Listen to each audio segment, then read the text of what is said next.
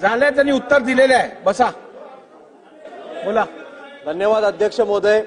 सर्वप्रथम मी आपली सभागृहाची आणि मुख्यमंत्री महोदयांची दिलगिरी व्यक्त करतो, कारण मी आलो 11:01 आणि तोपर्यंत माझा प्रश्न निघून गेलेला ठेवलेला. अध्यक्ष महोदय, हा जो प्रश्न आहे या संदर्भात सविस्तर उत्तर हे आलेलं आहे. खरं तर हा विषय जरी हा ओरसचा असला, जिथे एका डीडीआरनी कन्व्हेन्स डीड हे करण्याकरता लाच मागितली, पण हा विषय मला वाटतं संपूर्ण महाराष्ट्रभरात जनसामान्यांचा आहे.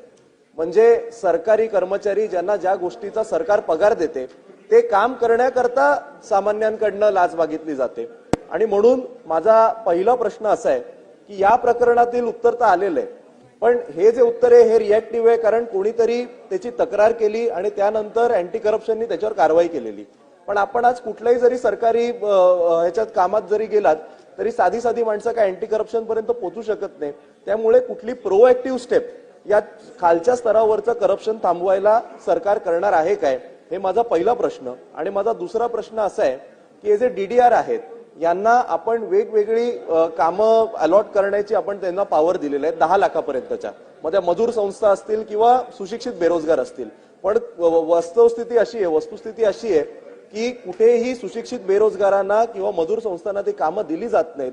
या मुख्यमंत्री महोदय या सगळ्यामध्ये कार्टिलायझेशन होतं आणि कितीतरी टक्के घेऊन विशिष्ट त्याच कॉन्ट्रॅक्टरना परत कामं मिळण्यात येतात. आणि त्यामुळे सरकारचं जे उद्दिष्ट आहे की नवीन तरुणांना तिकडे रोजगार मिळाला पाहिजे तो पूर्ण होत नाही. यावर आपलं सरकार काही करणार आहे? अध्यक्ष महोदय, सन्माननीय सदस्य